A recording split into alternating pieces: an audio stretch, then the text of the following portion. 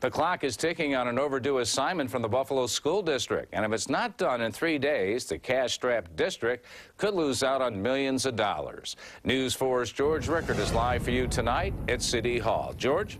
Well, it appears the deadline has been met. Within the hour, a memorandum of understanding between the teachers, the principal, and the superintendent was wired to Albany to keep up to $10 million flowing to Buffalo's 6 most struggling schools.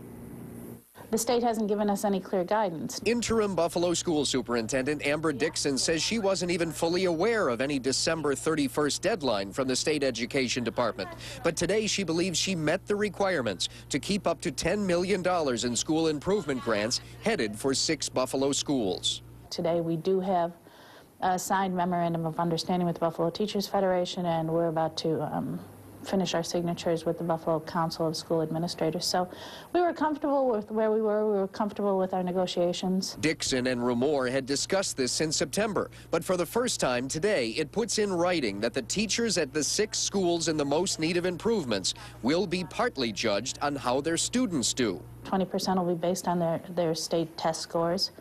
We've reached an agreement about options for the other 20%, which is called the local 20%. Buffalo was in the same boat as most districts. 8 of the 10 urban districts in the state receiving the extra federal funds to pay for extra teacher coaches and assistant principals hadn't submitted any signed agreement like this. So, yesterday, the state education commissioner sent out a statement to the media saying, when the ball drops at midnight on New Year's Eve, the money drops off the table, and it will be difficult to get back. Why would he send out such a statement? That's a great question.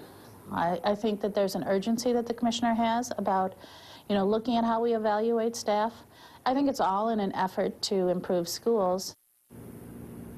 Now, also within the hour, the Buffalo School Board met in special session to decide who to replace Chris Jacobs with. He, of course, is becoming the county clerk, and they interviewed 14 candidates to replace him and decided on a 5-3 vote that Barbara Seals Nevergold will replace him on the school board. That's a former Buffalo teacher and current college professor.